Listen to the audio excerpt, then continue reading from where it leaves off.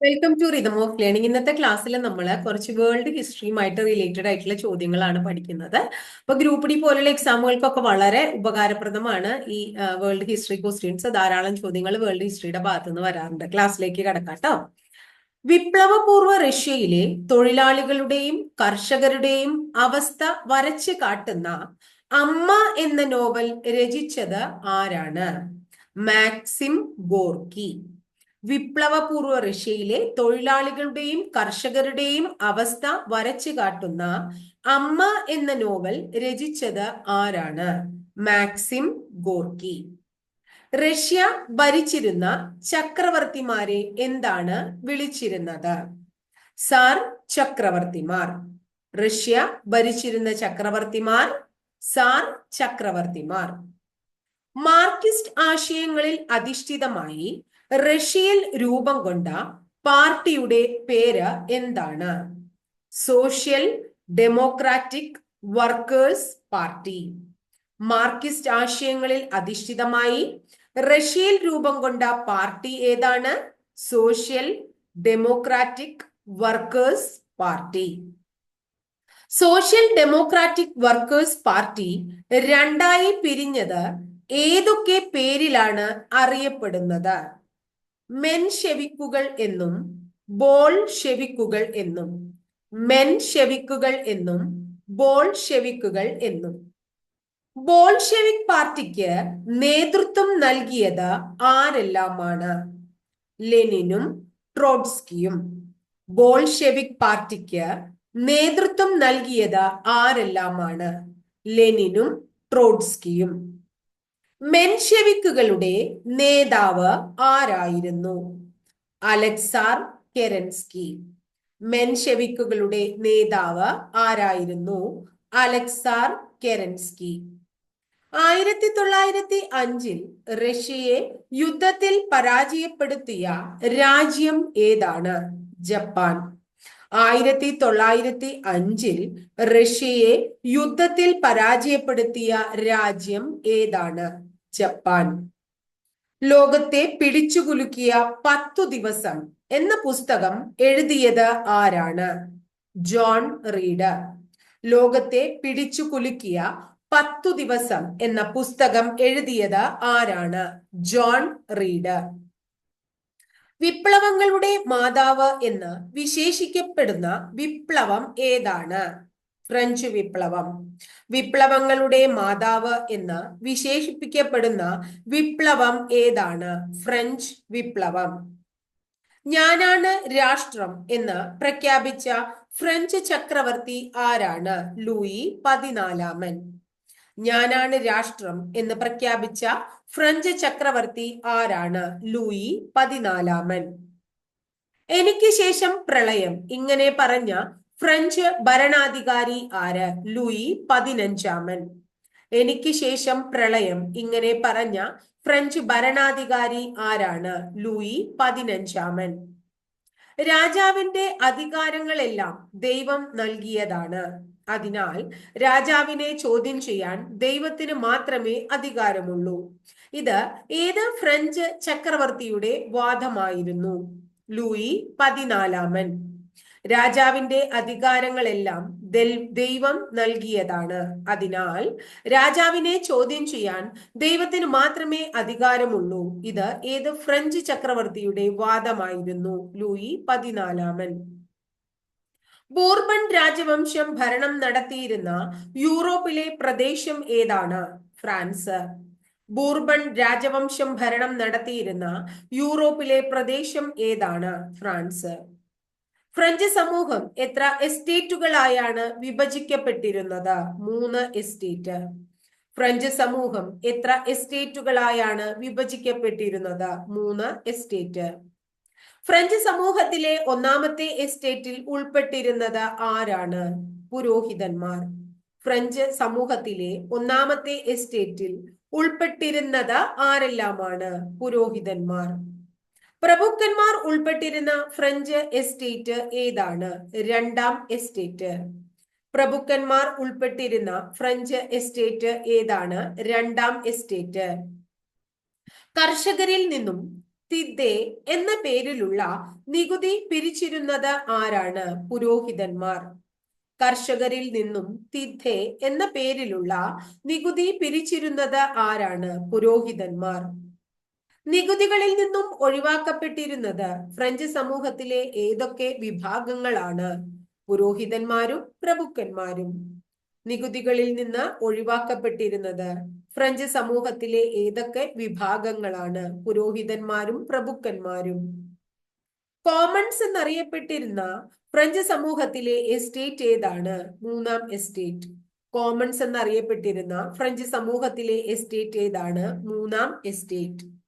കച്ചവടക്കാർ, എഴുത്തുകാർ, ഉദ്യോഗസ്ഥർ, മധ്യവർഗം, കർഷകർ എന്നിവ ഉൾപ്പെടുന്നത് ഏത് വിഭാഗത്തിലാണ്? മൂന്നാം എസ്റ്റേറ്റ്.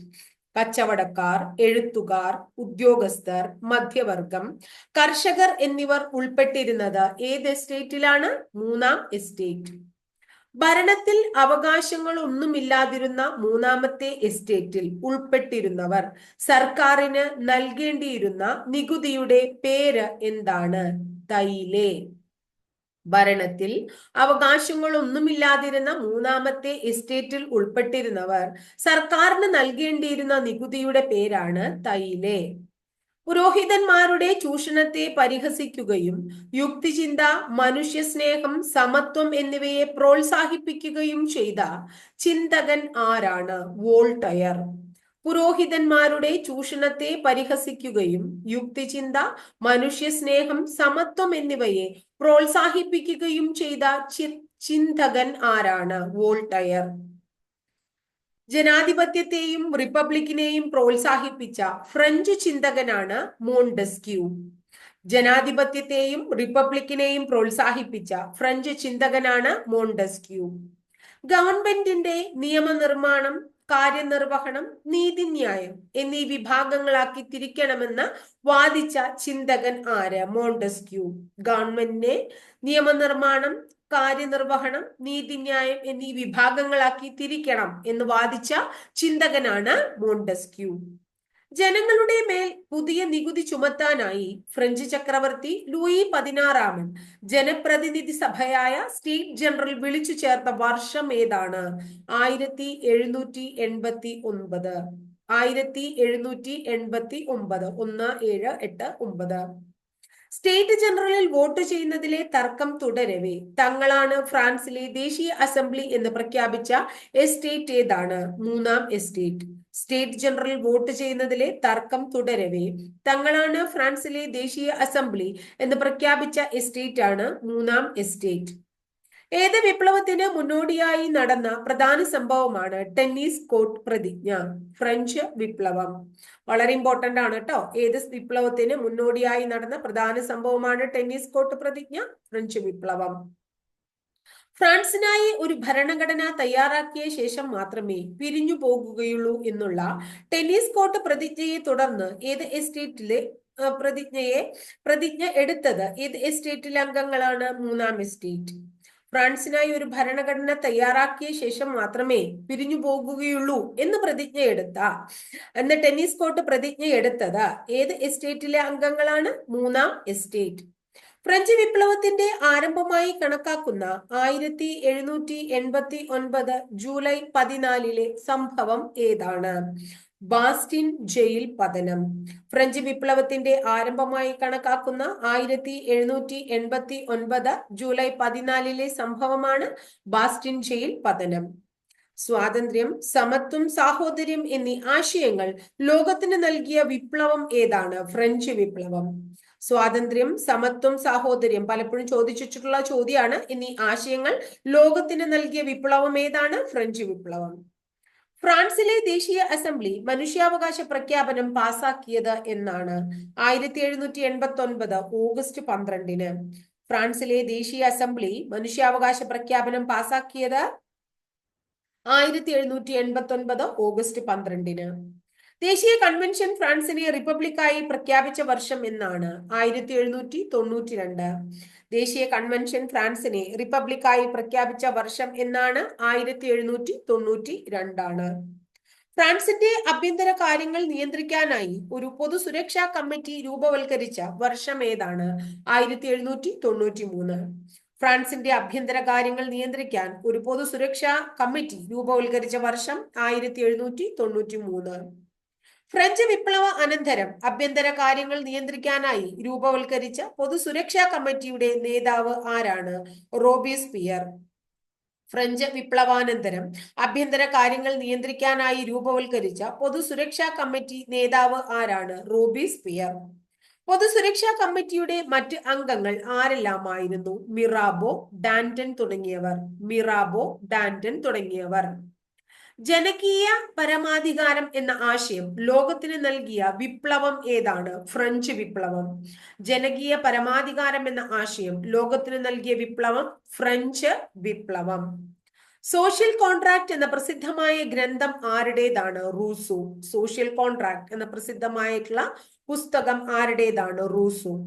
ഫ്രഞ്ച് വിപ്ലവത്തെ തുടർന്ന് ഫ്രാൻസിൽ ഏകാധിപതിയായി ഭരണം നടത്തിയതാരാണ്? Napoleon Bonaparte. ഫ്രഞ്ച് വിപ്ലവത്തെ തുടർന്ന് ഫ്രാൻസിൽ ഏകാധിപതിയായി ഭരണം നടത്തിയത് നെപ്പോളിയൻ ബോണപാർട്ട്. പൊതു കടം ഇല്ലാതാക്കാൻ സിങ്കിങ് ഫണ്ട് രൂപവൽക്കരിക്കുകയും സാമ്പത്തിക പ്രവർത്തനങ്ങൾക്കായി ബാങ്ക് ഓഫ് ഫ്രാൻസ് സ്ഥാപിക്കുകയും ചെയ്തത് ആരാണ്? Napoleon Bonaparte. പൊതു കടമില്ലാതാക്കാൻ സിങ്കിങ് ഫണ്ട് രൂപവൽക്കരിക്കുകയും സാമ്പത്തിക പ്രവർത്തനങ്ങൾക്കായി ബാങ്ക് ഓഫ് ഫ്രാൻസ് രൂപീകരിക്കുകയും ചെയ്തതാരാണ്? Napoleon Bonaparte. മാവോ സേതുങ്ങിന്റെ നേതൃത്വത്തിൽ ജനകീയ ചൈന റിപ്പബ്ലിക് നിലവിൽ വന്നത് എന്നാണ്? 1949 ഒക്ടോബർ 1. മാവോ സേതുങ്ങിന്റെ നേതൃത്വത്തിൽ ജനകീയ ചൈന റിപ്പബ്ലിക് നിലവിൽ വന്നത് 1949 ഒക്ടോബർ 1. 1804 നിലവിൽ വന്ന the civil code of the ഫ്രഞ്ചിന് രൂപം നൽകിയ ഭരണാധികാരി ആരാണ്? Napoleon Bonaparte. 1804 നിലവിൽ വന്ന the civil code of the French രൂപം നൽകിയ ഭരണാധികാരി നെപ്പോളിയൻ ബോണപാർട്ട്. ഏത് ചിന്തകന്റെ ആശയങ്ങളാണ് ഫ്രഞ്ച് ദേശീയ അസംബ്ലി തയ്യാറാക്കിയ മനുഷ്യാവകാശ പ്രഖ്യാപനത്തിൽ പ്രതിഫലിക്കുന്നത്? റൂസോ. ഏത് ചിന്തകന്റെ ആശയങ്ങളാണ് ഫ്രഞ്ച് ദേശീയ അസംബ്ലി തയ്യാറാക്കിയ മനുഷ്യാവകാശ പ്രഖ്യാപനത്തിൽ പ്രതിഫലിക്കുന്നത്? റൂസോ. ഫ്രാൻസ് തുമ്പിയാൽ യൂറോപ്പിലാകെ ജലദോഷം പിടിക്കും, ഇങ്ങനെ അഭിപ്രായപ്പെട്ട ഓസ്ട്രിയൻ ഭരണാധികാരി ആരാണ്? മെറ്റർനിക്. ഫ്രാൻസ് തുമ്പിയാൽ യൂറോപ്പിനാകെ ജലദോഷം പിടിക്കും, ഇങ്ങനെ അഭിപ്രായപ്പെട്ട ഓസ്ട്രേലിയൻ ഭരണാധികാരി ആരാണ്? മെറ്റർനിക്.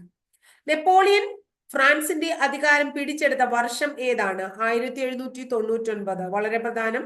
നെപ്പോളിയൻ ഫ്രാൻസിന്റെ അധികാരം പിടിച്ചെടുത്ത വർഷം 1799. ചൈന ഭരിച്ചിരുന്ന മഞ്ചു രാജവംശം വിദേശ ഇടപെടലിനും ആധിപത്യത്തിനും അനുകൂലമായി സ്വീകരിച്ച നിലപാടിനെതിരെ ചൈനയിലെ രഹസ്യ സംഘടനകൾ സംഘടിപ്പിച്ച കലാപത്തിന്റെ പേരെന്താണ്? ബോക്സർ കലാപം. ചൈന ഭരിച്ചിരുന്ന മഞ്ചു രാജവംശം വിദേശ ഇടപെടലിനും ആധിപത്യത്തിനും അനുകൂലമായി സ്വീകരിച്ച നിലപാടിനെതിരെ ചൈനയിലെ രഹസ്യ സംഘടനകൾ സംഘടിപ്പിച്ച കലാപത്തിന്റെ പേര് എന്താണ്? ബോക്സർ കലാപം. 1839 1842 കാലയളവിൽ ചൈനയിലുണ്ടായ സംഘർഷത്തിന് വിളിക്കുന്ന പേരെന്താണ്? കറുപ്പ് യുദ്ധം. 1839 1842 കാലയളവിൽ ചൈനയിലുണ്ടായ സംഘർഷത്തിന് വിളിക്കുന്ന പേരെന്താണ്? കറുപ്പ് യുദ്ധം. അപ്പൊ ഇത്രയാണ് ഇന്ന് നമ്മൾ വേൾഡ് ഹിസ്റ്ററിയുമായിട്ട് റിലേറ്റഡ് ആയിട്ട് കുറച്ച് ക്വസ്റ്റ്യൻസ്. ഇതിന്റെ കണ്ടിന്യൂഷൻ നമ്മൾ വീണ്ടും അപ്ലോഡ് ചെയ്യുന്നതായിരിക്കും. അപ്പോൾ ഓരോ ദിവസവും വളരെ കുറച്ച് ഒരു 10, 30, 35 ക്വസ്റ്റ്യൻസ് വെച്ചൊക്കെയാണ് നമ്മൾ മാക്സിമം അപ്ലോഡ് ചെയ്യുള്ളൂ. നിങ്ങൾക്ക് കുറച്ചും കൂടെ പഠിക്കാൻ എളുപ്പത്തിന് വേണ്ടിയിട്ടാണ് അത്. അപ്പൊ ഭംഗിയായി പഠിച്ച് നല്ല മാർക്ക് നേടാനായിട്ട് എൻ്റെ എല്ലാ കുട്ടികൾക്കും കഴിയട്ടെ കേട്ടോ. അപ്പൊ നന്നായി പഠിക്കുക. അതോടൊപ്പം തന്നെ ക്ലാസ് ഇഷ്ടപ്പെട്ടുവെങ്കിൽ ഒന്ന് ഷെയർ ചെയ്യണം കേട്ടോ. ക്ലാസ് നിങ്ങളുടെ കൂട്ടുകാർക്ക് ആദ്യമായിട്ട് ചാനൽ കാണുന്നവരാണെങ്കിൽ ചാനൽ ഒന്ന് സബ്സ്ക്രൈബ് കൂടി ചെയ്യുക കേട്ടോ. അപ്പൊ അടുത്ത ദിവസം വളരെ നല്ലൊരു ടോപ്പിക്കുമായി നമുക്ക് വീണ്ടും കാണാം കേട്ടോ.